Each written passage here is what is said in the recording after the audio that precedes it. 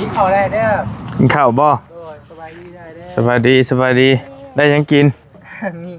ลาบซีนเลยล่ะไข่ โอ้คักอยู่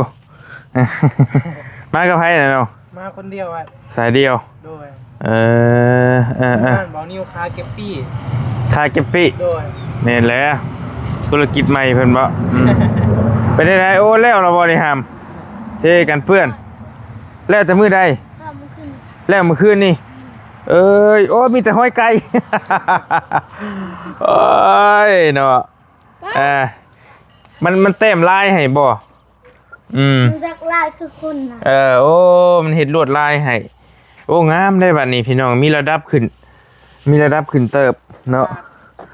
อันนี้เอาไปแบ่งเจ้าจะเอาตัวใดกเอาแล้วก็ไปแบ่งพ่อสร้างแล้วไปแบ่งกันหั่นแหละเพิ่นมีจักคนฮะไปแบ่งกันแล้วเอาเบิ่งพี่น้องเอ้ยขออนุญาตพาพี่พาน้องเบิ่งก่อนออกไปค่อยสิเบิ่งกันเพื่อนนี่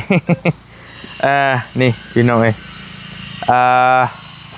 อันนี้ด้านหน้าเนาะแต่ว่าน้องเพิ่นเหยียบเลื่อยมันก็สิเปื้อนนิดนึงแล้วจักสิเป็นจักเส้นเดี๋ยวสิถามพ่อสร้างแล้วกัน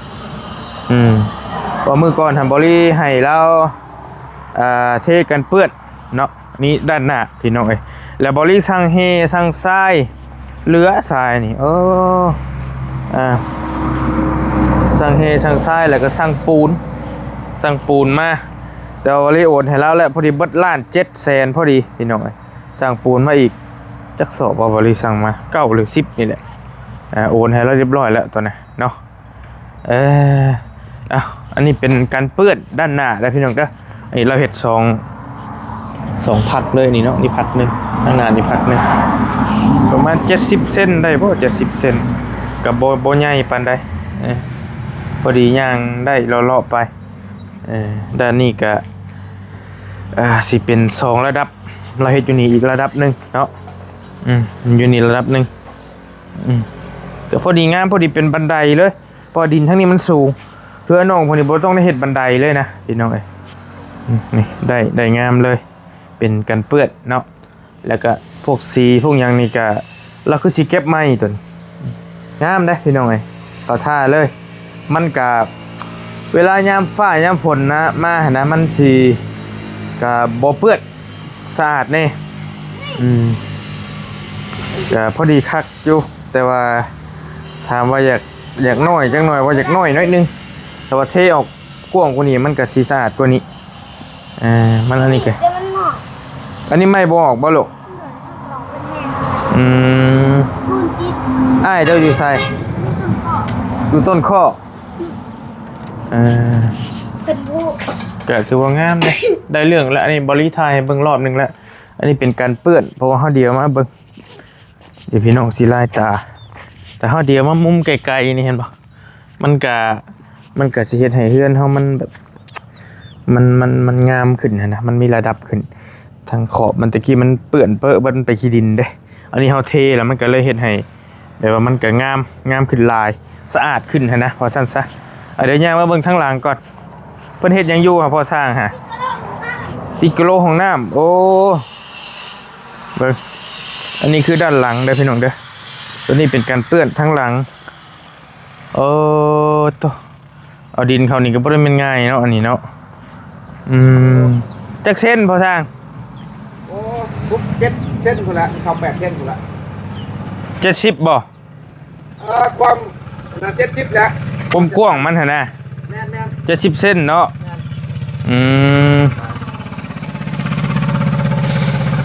เดี๋ยวไป70หน่อยนึงโดยดินขอมาครับโดยมือใดเพิ่นบ่มีเวียกให้เพิ่นเอาดินมาถมไว้แม่นแล้วไปแล้วเจิญได้หำไว้เดี๋ยวบ่แล้วนี่โดนเพิ่นละเดี๋ยวนี้อยู่ใครแต่มันเป็นดินน่ะหินแห่บ่อยากลงปานใดโดยมันจะทันอยู่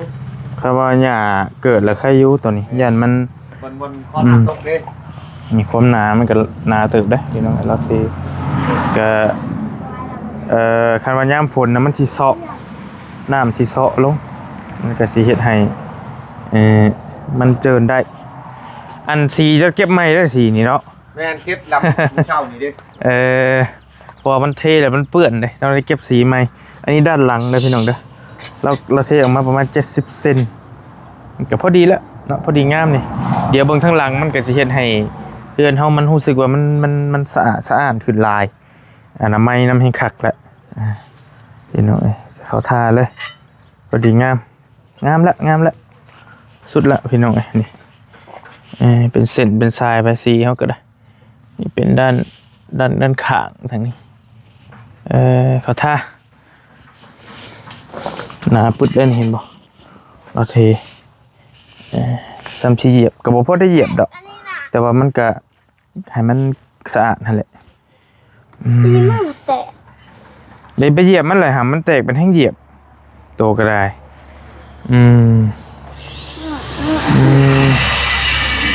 โอเคมาเบิ่งก่อน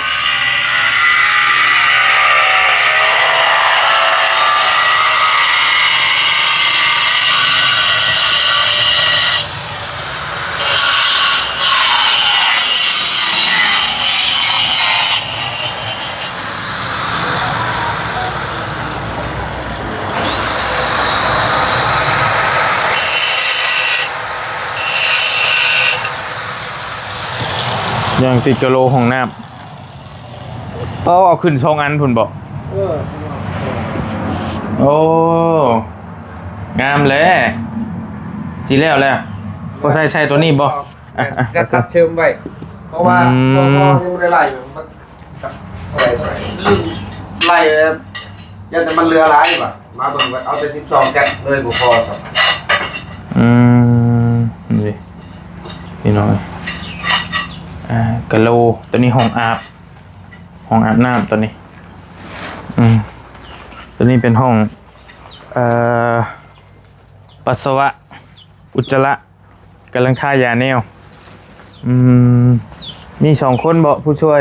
โอ้ยสบายดีเด้อแล้วอะไรทั้งนี้โอ้โดยตอนนั้นก็ได้กันสิได้ติดขึ้นบ่พอติดขึ้นคือกันบ่มองขีดฮะเนาะยาไว้เด้อยันเพื่อนโดยโอเคพี่น้องเบิดเท่านี้จนได้ติดฮอดกะโหลห้องน้ำสายฟ้าลึกกิลีธรรมดาสายผ้าพ่อยังบ่ได้มีหยังโตสายผ้าเอ้ยทำไว้แล้วตัวนี้หาก็ได้พื้นเพิ่นได้ติดพื้นเพิ่นสะอาดขึ้นมีแต่ปูนติดไปแต่มันอนามัยให้แล้วหามไปเด้อมันอนามัยเอาว่าแล้วเขาก็จะนะเขาก็ไปแหละเขาก็ไปลิงบุญแหละดิซิโน่ไปแล้วแหละ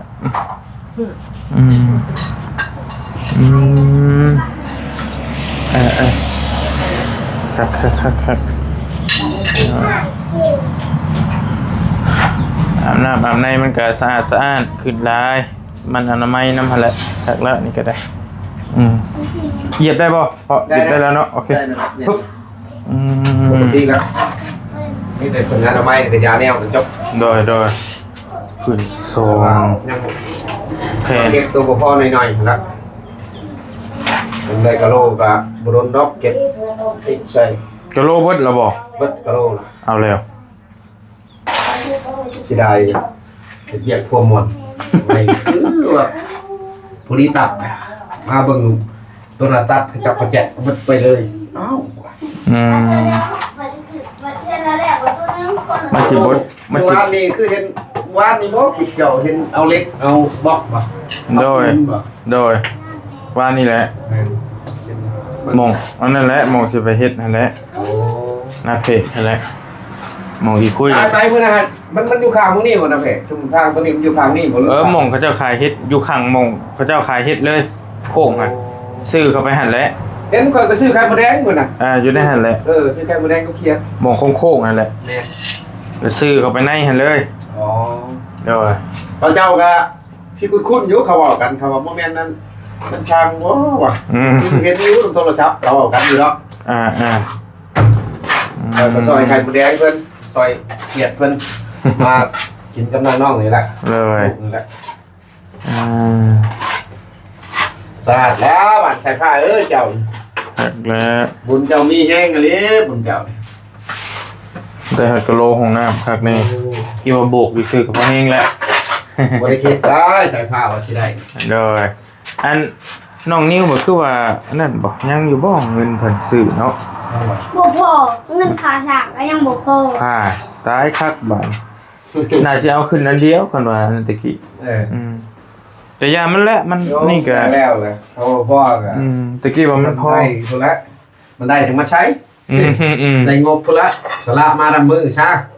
โดย มันบ่ได้กะบ่ว่ากันใส่ไปก่อนใส่ผ้าเองมันมีเลยเด้ปืนมันก็ได้แหละ ได้แล้ว ว้าวจริงนี่คือแห้งเลย บ่ยังจะเก็ตเลยบ่พอ เบิดนะ เบิดเลยเนาะมันตัด นี่แต่เฮาตัดตัวมันเฉดเชิมแกเชิมหยังมันนั่นแหละ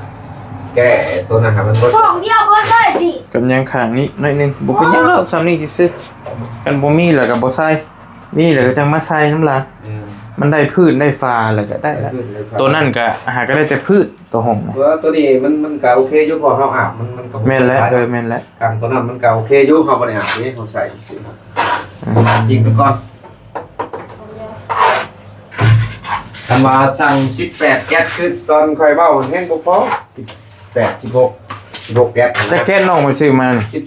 12เอาอะไรผู้นี้ตับนะที่มันบ่ตับซะ อืม บ่ตับมันโตที่ว่ามันมีตัวยองขึ้นเนี่ยมันขึ้นทาง โดย มันเอางอย บ่ตับซ้ํเนาะ เฮ้ยสับแล้ว เฮึบตัวนี้ก็ได้แต่พืชมันซื้อๆได้แต่พืชไม่ซื้อก็โอเคหลายแล้วนี่ก็ได้สะอาดแล้วพี่น้องได้เฉพาะพืชมันนี่พืชนี่พอดีเลย แต่ฝาเพิ่นยังบ่ทันได้มันบ่พอแล้วว่าซั่นฟังเบิ่งกันว่ามันเงินเหลือเงินพอก็อาจจะซื้อมาให้แต่จักสิพอบ่พอจังได๋ล่ะพอดีกระเทินพอเฮ็ดแล้วมาหาเอาจังหน่อยเด้อมาหาในจังหน่อยจะนอนอยู่ใช้หามคู่มือนี่บ่นอนอยู่หม่องใดมาพาอ้ายเบิ่งดู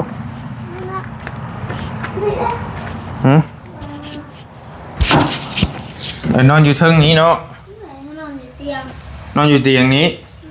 อันนี้พอสร้างนอน เหลือจะไม่ซุก และผู้นั้นดิ มันเทวี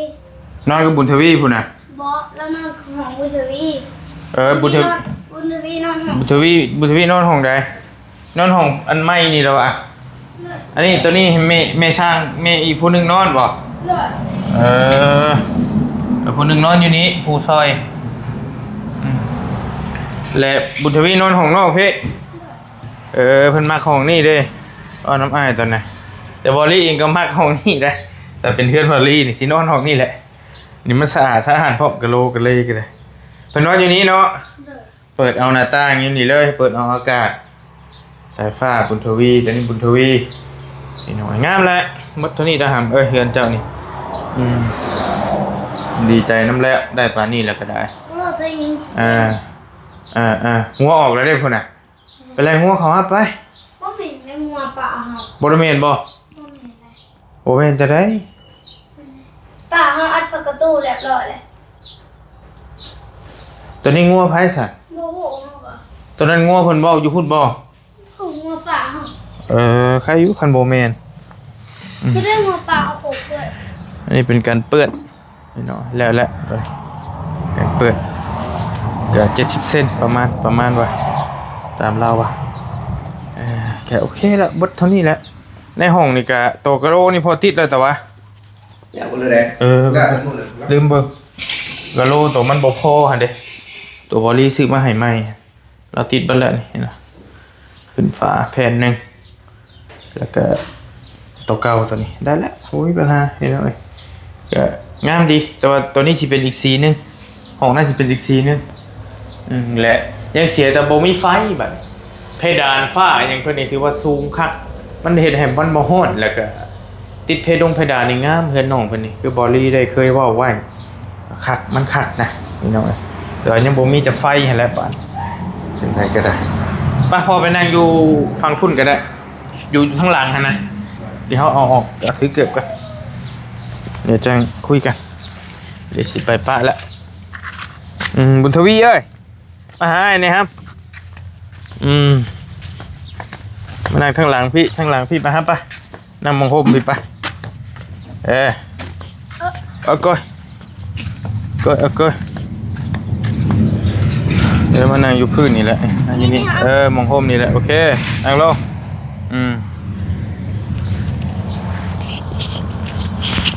เอาถาดมาลูก บ่นั่งพื้นรถเป็นยัง อันนี้เป็นไรเอาไปข้างในนี่เป็ดกันลมดันมาแตกเรียบร้อยเลยปุ๊บมันทันได้ลองมันจักเถื่อเดี๋ยวลองมันกันใหญ่คักอีหลีอันลูกไล่ไปนี่แกโอเคลมสิแห้งทำไดก็บ่เป็นหยังดันไว้เดี๋ยวดิคักใหญ่แบบหนาปึ๊ดเลยเด้นี่ก็ได้นี่น้อย ประกันครับตัวนี้ หาประกัน ตัวน้อยงั้นลงมาเลย แม่อันนี้มันหนาเด้สวัสดีครับ เจ้า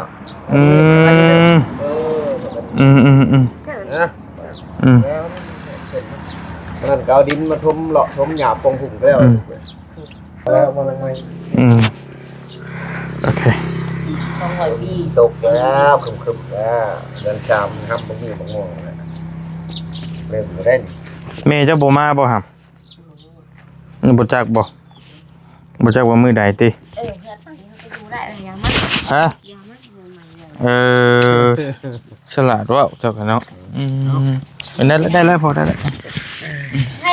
เขามันห่วงเขาไม่ห่วงไอ้บีชี้ใหญ่ได้ป่ะ ฝนตกฟ้าลงกับบ่ย่านบ่บัดนี้นี่ก็เลยอยาก ย่านเลย ย่านแล้วเฮือนเรายังบ่แล้ว ย่านบ่มีบอลอยู่หากระเฮ็ดแต่ให้หมู่เลยเป็นได้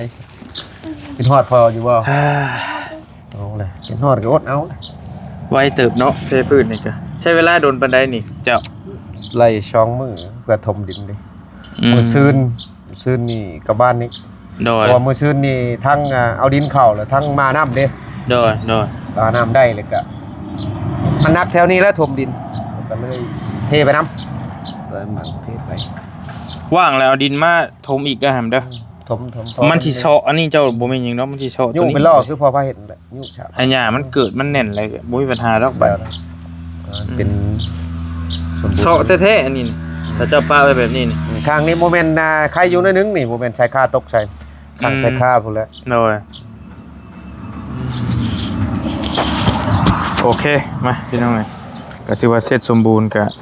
บ่มีหยังหลายถึงเวลาเอาเงินมาจ่ายให้พอสร้างลาวเนาะ ได้บ่ได้ก็เบิดวันนั้นเบาดีเอ้ย ผู้เห็นบ่ผู้เพิ่นท่าฟังอยู่ทางนั้นท่าเบิ่งอยู่ ว้าวแล้วโอ้แม่นเตรียมอยู่ว่ามื้อคืนนี่คันตึงๆสำไก่ตีพุ่นละใส่ผ้าก็สิไปบ่บุญวันที่เช้าน่ะ โอ้ยมือเลยสิไป มื้อนี้ ต้นมือเลย ไปน้ำไผ โอ้ยสิไปน้ำไผ ไอ้บีชงคน ไปนอน จักมามา ไปนอนน้ำไผบัดนี้ มานอนเยือนไอ้พี่ บ่ ไอ้บีบอกมานอนเยือนเล่ามืออื่นแล้วก็นอนเยือนมาเนี่ยเกียนนั่นเอง โอ้สิไปลายนอนลายบ่อนแท้ แล้วแต่เด้อ เราคืน ก็ได้เพิ่นดูแลกุ้มกับไป จะตรงไหนบีบอกว่าเวกันยาหันเลย มากินไม่เหมือนก็ได้มาแน่นอน ทุกที่เขาหนังเมื่อควันนี่คือเมื่อคืนนี่นางเงา บอกพ่อแม่เจ้าข้างนี้ได้บอกญาติพี่น้องข้างนี้ได้สิไปโดบ่เป็นหยังมาแล้วเพิ่นโทษอันนี้ได้บ่ได้ได้หำเอ้ย ไปลามาครอบ แม่นอยู่อยากไปนะไปเป็นหัวคนเป็นหลายใช่ไหมจังไผจังยา ปุ๊บกัน ไปเมื่อน้ำพ่อก็ยังแม่น้ำอยู่ ไปเลยหมู่เพิ่นพันลายครับไปทางใดมีแต่หมู่ อ้ายบ่ได้เกี่ยวน้ำได้มันเป็นอย่างมาเลยแล้วแต่ได้เด้อไปก็ไป แล้วแหละ นาบุญนาบุญไปหาเลยนะคักแน่ไอ้กะดี เอาหรอกไปก็ถิงเลย มีแต่อันนี้ค่าเทกันเปื้อนเด้อพอเด้อร้านหาหรอวะบอกกันมันพอนับมันก่อน นั่งตรงท อะไร บ่เข้าโชว์นะเฮ้ยโอ้ยบ่เข้าโชว์อะไรครับ 2 3 4 5 6 7 45เนาะเลโตกะโลโตเฮาซื้อมาใหม่หั่นจัก4แก๊สเนาะเป็นเท่าไหร่ตอนนั้นพ่อ 3-4 บ่ฮอด เด้อ แก๊สละ60บ่พอติด2แก๊สก็120 240,000แม่นล่ะว่า4แก๊สแม่นเนาะแก๊สละ60 4แก๊สแล้วว่าเฮาซื้อมาใหม่ 4 4 ไม่เลย แม่นล่ะว่า4แก๊สไอ้จมมา4แก๊สก็220,000แล้วยังมีแนวอื่นอีกบ่ค่าใช้จ่าย ค่าไฟ พอบ่เด้อเฮาสิได้ ไฟ จ่ายต่อ ผ่าน230,000บ่จนบ่ฮอด230,000ใบบิน เขามาให้วันนี้แล้วเงินจะเอาให้ ไปเอามาดูครับ เอาใบบิน ใช่ เอาไว้อยู่นั่นแหละเอามัน ให้แม่ชุกเรามาให้ก็ได้2,000ปลายเดือนนี่แพงเกินเนาะว่าแล้วเขาใส่หลายอย่าง มีแต่จะล้มนำเจ้าเลยเพราะว่าพื้นไผ่เฮานี่เนี่ยคือว่าเฮ็ดกะโลแล้วเบิดพุ่นบ่หรือว่าแนวใด ตัวเลิกนี่ได้เนาะต้องเลิกออกไปได้ สายพื้นฉายไผ่แหละสิปะไว้ให้น้องนำบ่หรือว่าให้พ่อก็แล้วแต่เจ้าจิตใจเจ้าและเฮาก็บ่ว่ากัน ตัวนี้แหละคันว่าเจ้าบ่ได้ใช้แล้วสิขอน้ำใส่ผ้าสำหรับตัวทอนี่คันว่าบ่ได้ใช้ 2,29,000 2,30บัดมันคมหมายว่าพอแล้วบ่สันบัดนี่ ตัวใด ตัวกะโลคันสมมุติเลิกไฟออกคือเบอร์นี้เลิกอะไรมันได้บ่ บ่ได้แล้วเท่าเฮามาเก็บกะโลบ่แล้วเฮา เก็บกะโลแล้วข้างในก็เนาะ แม่นจะถามมึงรายละเอียดเจ้าจังหน่อยเว้า มันต้องเป็นนั่นแหละเฮ็ดหยังแล้วบ่นั่นแหละมันเลิกแล้วเลิกแล้ว นั้นเจ้า เพราะว่าโตไปกับเพิ่นก็บ่ให้โตได้ซะคือเว้ากันนั่นแหละ บัดนี้มันสมมุติเฮาเปล่าข้างข้าวบัดเขาใส่น้ำน้อยๆพัดมันสิมีภาระ แม่ ลูกเต้าอีกแม่เพราะว่าก็เพิ่นว่าเฮือนแล้วแล้วจังเลิกเด้แต่ใช่ต่อบ่ได้เป็นเรื่องอีก แม่นกายแต่ว่ามีเงินมีคำมื้อหน้ามื้อไหนแต่แล้วแต่ ก็จังหาเข้าเองตรงนั้นนะก็ยังบ่ฮู้ว่าเท่าใดแนวใดอันนั้นก็ได้ตัวเข้าอันนั้นก็ได้ก็จังว่ากันอีกดอกเจ้าเชื่อไฟให้ใช่บัดนี้ฉากแบตฉากหยังคือเจ้าไปหาหม่องฉากเอ้าไปได้เลย ย่างว่าชาขึ้นพอช้างแล้วละย่างมาเอาเฮ็ดได้อยากเบิ่งลิ้นก็ลิ้นบ่มีเวลาพักเฮ็ดได้สิ เคยห้องอย่างปะนี่ อันนี้ค่าไฟเด้อพี่น้องเด้อค่าไฟเดือนนี้นี่ เคย 229,000 กีบดีไป230,000ซะ เคยห้องอย่างหัวที่เจ้าเลย ว่ากันนะ เนาะ พาอุ้มผลเหรอคนอุ้มลูกแล้วบัดไอแอลก็บ่เห็นละไป อันนี้แสน2แก๊สแสน20 4แก๊ส2,400อัน2,500ค่ากะโลตัวน่ะ4อันแล้วก็ตัวนี้ค่าไฟเจ้าเราเป็นคนออก แม่น โอเคอันนี้ก็ห้อย2,500คือกันค่าไฟแล้วก็บ่ได้มีหยังในที่บัด เบิดแล้วบ่มีแล้ว มันมีแล้วก็บอกเฮาอย่าว่าจะได้จ่ายให้ฮะขอเงินไปเล่นบุญ มีแต่ค่าน้ำมันแล้วชายผ้าจักจ่ายหรือบ่ คนนึงไปทาง โอ้ให้กูชาวพันพอ คนใดเด้อคน โอ้บัตรก็ขอข่อยกูมึง นั่นเนาะ ชื่อบัตรอีก เขาไปทางเสือหนึ่ง อันนี้ก็ได้เงินเมย์เพิ่นฝากมาตื่มนะเมย์ใจะดีเพิ่นฝากมาตื่มอีก1,000 บาทเพิ่นอยากร่วมซอยค่าอันนี้1,000ก็เลยยังได้นะยังเหลือจักแสนบาท และน้องนิวเพิ่นก็ว่าตัวติดกะโลหั่นยันบ่พอสิได้เอาน้ำบอลี่ตื่มใส่ว่าซั่นจักสิแม่นเท่าใดมันบ่พอ แล้วว่าพ่อชงเซน บ่พอ200,000 อะไรเงินนะบอกหนึ่ง 2,000 บาท 200,000ก็ให้พ่อสร้างเลยซะให้เลยบาทเดียวเด้อพอเด้อมันจะง่ายเด้อแต่จะเท่าใดเจ้าคุยกันจักแก๊สตัวน่ะ ตัวนั้นหันตัว12แก๊สแต่เก่าเว้า 3,000 เลยให้ค่าช่าง500เลยเพิ่นซื้อกะโล500นะแต่ว่ามันต้องเพิ่นว่ามีผู้ใหญ่ใจดีเลยตืมให้ค่าช่างวันนี้คันไล่เป็นแก๊สก็12คันแก๊ส160ก็บ่ฮอดแล้วมีแต่700,000ไป700,000 800,000 700,000 ตัวช่วงที่ว่าสิไปซื้อกะโลเห็นเงินเบานิ้ว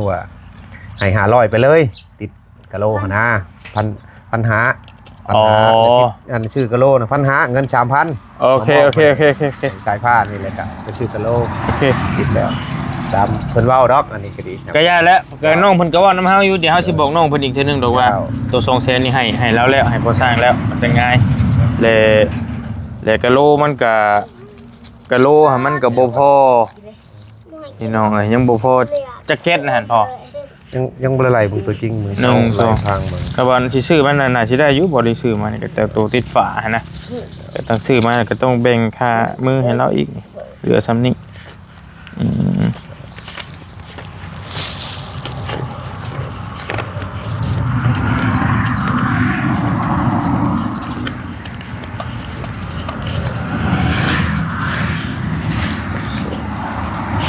โอเคเนาะผู้รออยู่ได้ทางไหน เรา รอหับอยู่ มองอยากไปบุญบ่จักแล้ว ให้คนละ50ก็พอไม่50ลูกชาย1,000พอ มันไหนล่ะ โอ้บุญทวีนอนเฮือนค่อยหายหลายแล้วเว้าคนปกปักหักษามูลบ่ได้ไปทางไหน สิไปดีบ่บุญนวดได้ใด ไปรีได้ เอา แล้วแต่เด้ออ้ายก็บ่ได้ กัน หา ว่า พังความพอก่อนกันว่าเบาดีเพิ่นเอาเมื่อเลยยันเพิ่นมีภาระอันอยากไปเลยเว้าจังซี่ซะ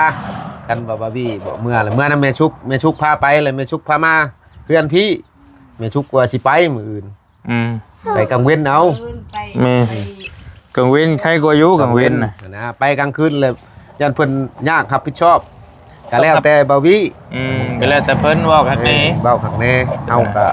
จำลูกจำเต้าก็แม่นยันบ่อยากให้มีภาระเพิ่นนั่นแหละเฮาก็ยากใจอยู่แต่ว่าจะคิดดื้อได้ไปเรื่องวิทย์เนี่ยยันนำบ่อยากทัน แม่ กันกลางเว้นบัดแนวนึง มันเมื่อยโทรหาหั่นแหละข่อยอันนี้ก็โป้จันทีแพงแหละอันนี้ก็ชำลูกชำหลานแหละเป็นจังได๋ตัวบ่แม่นผู้อื่นผู้ไกล อ้ายก็สิไปบ่หรือว่าไปแต่นอก เพิ่นบ่ได้ไป ไปแต่นอกบ้านนี้ ถ้าไป เก่าว่าคันใจฟ้าอยู่เฮือนแหละเพิ่นว่าจังเมื่อเฮ็ดเวียกนำพ่อช้างเบิ่งก่อนตัวเองก็พอไปพอมาแหละคันอยู่แบบนี้แหละสิเอาเมื่อเฮ็ดนํอยู่คันว่าอยากไปอยากมาก็พาไปพามาคันว่าเฮ็ดเป็นปกตินะพ่อก็บ่ได้ตีดอกคันอยู่นอนเฮือนก็ดีใจบ่ให้ไปใช้บ่แม่นบ่ให้ไปกลางเวียงกลางเว้นไปแล้วก็มาจังเด็กจังหน่อยหาอยู่หากินสู่น้องสู่นุ่งนี่แหละในเรือนในชานนี่ไป กันไปกลางเว้นใครอยู่ไปตอนเช้าเดี๋ยวตอนแรงกลับมา แม่นข่อยก็ว่า ต้องนอนนะ แม่น แต่ว่าคันไปกลางคืนเนี่ยมันลงมันรอกันน่ะป้าเด้อ คนหลายครับ หลายแท้แล้วมื้อแรง หายอย่าง แรงกระบืน อืม แต่ว่าน้องคันน้องเพิ่นว่ารับผิดชอบได้ก็แล้วแต่อยากไปก็ไปจะเป็นหยังไงบ่ได้ทำฮู้น้ำได้แล้วแต่ได้เด้อ ดูอ่ะเสียเชื่อมันไปหาดูเลย แล้วแต่ชุมเจ้าได้ตัวน่ะแล้วแต่ คักแล้วบัด ได้บ่ถึงเลย แล้วแต่เจ้ากันใกล้นี่บ่ว่าเราดงเห็นดงยังไปกับใครอยู่ตัวนี้ ตะกี้เองอยู่ดีไปไล่ก็ไปบอกได้บ่ลี ตอนนี้เด้บ่ลีจะอยู่นก็ว่าเด้ไปที่เอกติไปยืมโดนญาติแล้วก็จอบไปเดือนน้อยเลี้ยงไปปฏิโทษพุ่นเลย ไม่เอา เบิดแล้วบ่เงินอ้ายให้ใช้มื้อน่ะ เสร็จแล้ว แต่ฟ้าก็เบิดเลย คือเกต เบิดคือการตายคักบาด เบิดแล้วมีแต่ชื่อ คือ แต่ เติ เรื่อง มบัตรก็ยังบ่มี มีแล้วเอาแต่เงินพอช่างดีแล้วพอช่างเติมให้บัดนี้ก็เบิดแล้วบัดนี้ก็ เอาไม่หาชิปหนึ่งบัตร มื้อนี้นะครับสิเป็นงวยจะพันวะจะกินพันเลย ชื่อเป็งนัวดีแล้วอันเป็นชื่อเนี่ยมันนัวแนวไปกลางคืนนะโยพอนี่ให้ใช้ผ้าใช้ห้องไว้เลยก็โย เป็นงวตัวมาทอดไข่มื้อ เนาะเอาไปชงแล้วปอนเขาเนาะเอาเด้อบุญทวีกินข้าวเด้อเดี๋ยวนี้ก็ เออเดี๋ยวจับไปสิเป็นงวตัวเอากระเจรถจับไปกลางคืนน่ะ หนูรอไปเลย เลี้ยงเป็ดเลี้ยงไก่อยู่เพื่อนนี่อยู่เพื่อนเฮาเพื่อนกับเพิ่นเฮ็ดไปให้โอ้ยคอยนี่คะแนนเพิ่นเฮ็ดซ้ำนี่คอยสิบ่ได้ไปใช้อยู่เพื่อน เฮ้ย นี่หมอว่ายังบ่ทันไปชิปมึงยัง มามื้อเช้านี่บ่เห็นผู้หญิงนั่งบอกปัก แม่นเลยบ่วะ มาอีกแล้ว ไปมาอีกแล้วบ่วะ พอเลี้ยวเบิ่งแต่ไกลป้าแม่นเลยเบิ่งตามไปตามมาว่าตีนยางรถเพิ่นหัวพี่น้องเขาเซาแตวมาแต่บ้านอะไรเลยก็จอดรถไว้อยู่นี่ว่ายคิดว่าของบุญทวีโทสู้ซะบ่วะสู้ยันบุญทวีบ่ให้เมื่อมานั่งพิงไผอยู่มอไซค์ผ้าจิว่ายุ อะไรยังบ่ได้ตื่น เอาไว้ อ้าวโอ้ยแล้วนี่เสียงสร้างแล้วปากกับสร้างใหม่ครับ โอ้หมดโมงข่อยก็มาแล้ว มันเช่าเป็นเขามาสร้างเอง 5 โมง 6 โมงข่อยออกมาแล้วละ 7 โมงก็ฮอดแล้วนะ 8 โมงเช้า ตื่น ยานเจ้าบ่ได้กินข้าวนี่แหละมาเฮ็ดแรงเฮ็ดง่าย เพิ่นเฮ็ดยังจะหามันน่ะ ไก่เล่นเล่นนะบ่ ลุงจะบ่น่ะ จังหวะเขาเฮ็ดหยัง เบิ่งทายางคือ อืม เบิ่งคืออยู่ แม่นแท้เลย เห็น เฮ็ด ชาย เฮ็ด ไผ เฮ็ด แต่ เฮือนหลังนี่บ่ หรือว่าไผเอามาแต่พุ่นบ่ ให้มันจะบัดนี่ก็ ได้ยินเพิ่น โอเคไอ้ไปป้ายแล้ววันนี้เด้อจะหามเด้อเอาคนละใบเอาใบลิ้นเอาแล้วแต่สิซื้อหยังก็ซื้อเด้อเอาให้พุ่นนั้นใบหนึง แน่ แล้วแต่เอา อันนี้ไปถึงแล้ว ยังเหลือซำนี้เงินของเจ้าบาทนี่ แน่ อาจจะไว้ใช้เนี่ยมันจำเป็น ไว้ใช้น้ำมันรถ แล้วแต่ บาวลี่มาจอบคุณเจ้าแล้ว เผื่อมันมีแนวใช้อีกคันว่ามันเบิดแล้วก็ เดี๋ยว อ้ายก็สิมามอบให้เจ้าคือเก่าหั่นแหละเงินนี่ก็ได้เบิ่งสินับให้เบิ่งเด้อ1 2 3 4 5 6เหลือ635,000เหลือซำนี้บัดนี้ไว้ซำนี้เลย แล้วแต่ไอ้ก็บ่ได้เอาไปใช้ดอกครับว่ามันแล้วบ่แล้วก็สิเอามาไว้ให้ชุมเจ้าหั่นแหละไว้ซื้อกินฉัน จากมือหนึ่ง10,000ได้บ่10 มื้อนั่นเบิดเอามือหนึ่งอันนี้เลยมือหนึ่งก็เบิดแหละ2 มื้อก็เบิดประหยัดมือหนึ่ง10,000 ก็จะใช้ให้แล้วเฮ้ยว่าอันใดก็ได้ ประหยัดแน่ มือละ5,000กีบ เจ้ากลัวคอยแล้ว มาแล้วมีผู้เอาให้โลด100,000ใช่จุคอยเบิดมือเบิดเว้นเบิ่งชงเชือก็ได้บริษัทก็สิได้กำเชมือจังหน่อยก็เบิดเห็นบ่แนมรบแม่เจ้าของช่อง ยืดขาเลย คือกับแก่นี่ สั่งมีชุกว่าไม่เชื่อนี่มีสักเว้นก็เอาแล้วคืนในเจ้าว่าเงินนะ พอแล้ว มาแล้วเราเอาเลยเขาบอกแล้ว แล้วมือหนักมือ5 4 ไป ได้เลยจำเส้นหาได้เหมือนเลยนะ โอ้ยแล้วสับหัวใจแล้ว แล้วว่าแล้วชื่อนะฮะ เอาแน่ๆแล้วพอ เจ้า เด้อมีแต่สายไฟกับหาพ่อนี่ให้แล้ว โดย คำมันแล้วว่าแล้วก็เป็นก็จะเฮาบ่ได้มากันเป็นเก็บเลย โดย และพวกมันที่เรืออยู่นี่คันว่ามันบ่ได้ใช้ก็เจ้ายังให้พ่อช่างก็ให้เด้อหรือว่าสายไฟคันเราบ่มีก็เอาไปนี่ซะให้เรายืมเมื่อใช้ก่อนเอานั้นนี่ก็ได้ยังบ่ทันว่าให้เราเพราะว่ายันเราก็เปิดยืมเมื่อต่อเพื่อเราได้ใช้เฮ็ดเฮือนเฮ็ดชานเราหั่นนะคันเราเฮ็ดแล้วเจ้าจะไปเอาคืนของเราก็ไปเด้อสายไฟก็เป็นเงินทุนเจ้าและเงินเพิ่นซอยทุนเจ้าแล้วอ้ายซื้อมาฮะจักสิแม่นจักเม็ดบ่เอาซื้อมา สองก็ เจ้าจึงให้ชุมเราเลยก็แล้วแต่ให้เราเลยก็ได้ แต่ว่าให้คันเราเอามือใส่ก่อนก็เอามือ อันที่เจ้าได้ไฟเลยเจ้ามาคืนก็ได้ เอามาคืนก็ได้บ่เป็นหยังตัวไหนเอาได้แล้วพ่อชายขอบใจได้หลายเด้อเจ้าขอบใจ ดีมีแฮง ดีมีแห้งโดยอยู่นี่ก่อนชุมเจ้าน่ะอยู่นี่ก่อน นั่งก้อน ลงไม้ก่อน โอ้ย โดยไม่ลืมเลย โอเคมาขอบใจเพื่อนแล้วอาจจะไปปะแล้วบัดนี้นั่งงามๆเด้อไปบินไฟก่อนโอเค ให้บอกก่อน เอาเกินก็ได้ เอาพ่อหนิ่งการว่าจบดีเด้อเบิ่งกล้องอ้ายเลยนมมือขึ้นเด้อขอบบุญขอบคุณขอมกขอบใจผู้ใหญ่ใจดีเพิ่นเบิดทุกคู่ทุกคนเบิดทุกท่านหั่นแล้วที่ซอยเจ้าที่ว่าปิดจ็อบคักแน่ 100% บัดนี้มื้อนั้นก็ว่า100แล้วแต่ยังบ่100ปานใดมันยังบ่ได้เทกันเปื้อนมื้อนี้100คัก100แน่มื้อนี้พี่น้องมีกันเปื้อนแล้วนมมือขึ้นเนาะผู้ใหญ่ใจดีเบิดทุกท่านที่ซอยเจ้าเด้อจนตลอดรอดฟังหามเอ้ยเบิ่งกล้องเลยอวยพรให้เพิ่นแน่ให้บักหำว่าก่อนไม้น้ำคอเพิ่นเอาว่าโลด ขอบคุณเด้อเป็นใหญ่กี่ดีวัชพืสุขคนให้กินดีไม่แห้งคนเจ็บอย่าได้ความขายอย่ามีปรารถนาสิ่งใดให้เจอได้สิ่งนั้นอย่าเจ็บอย่าจนลำเลยรวยขึ้นหน้าลงใจไม่ว่าคนแพงดีแห้งทำรวยซาถูก ถูกโอเคเอาไม้ให้อ้ายเจ้าบาทหนึง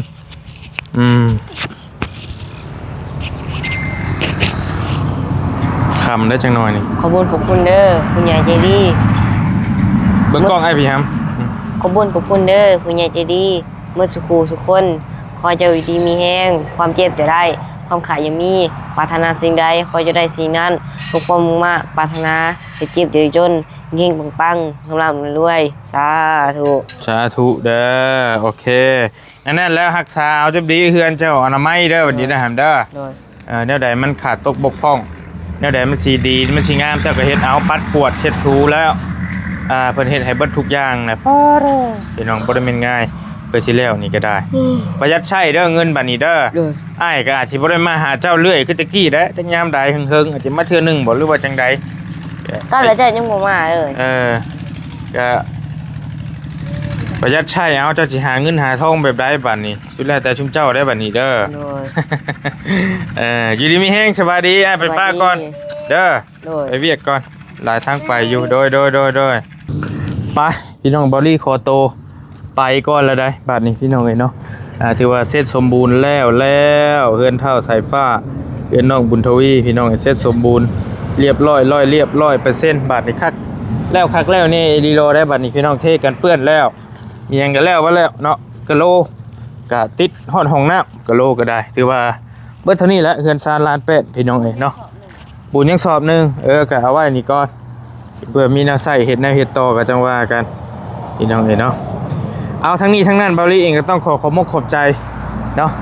ขอบบุญขอบคุณเป็นอย่างสูงที่ได้เป็นสะพานบุญให้เฮ็ดเฮือนหลังนี้จนแล้วเนาะพี่น้องเนาะก็ทั้งนี้ทั้งนั้นก็ต้องขอบมกขอบใจขอบบุญขอบคุณหลายๆนะผู้ใหญ่ใจดีเบิดทุกท่านเบิดทุกคนที่ได้ซอยอุดหนุนอุปถัมภ์ค้ำสู้น้องๆเพิ่นมาจนฮอดซุมื้อนี้จนมีเฮือนมีซ่านอยู่งามๆแบบนี้เนาะก็ให้ทุกท่านเด้ออยู่ดีมีแฮงให้โชคให้มารให้ร่ำให้รวยเนาะท่านปรารถนาสิ่งใดก็ให้ได้สิ่งนั้นสมความมุ่งมั่นปรารถนาร่ำรวยอยู่ดีมีแฮงอย่าเจ็บอย่าจนอย่าคัดอย่าซนเดินทางไปทางใดมาทางใดก็ให้ตลอดปลอดภัยให้อยู่ดีมีแฮงเด้อสาธุเอาไปก่อนเจอกันใหม่คลิปหน้าคลิปนี้บ๊ายบายพี่น้องโดย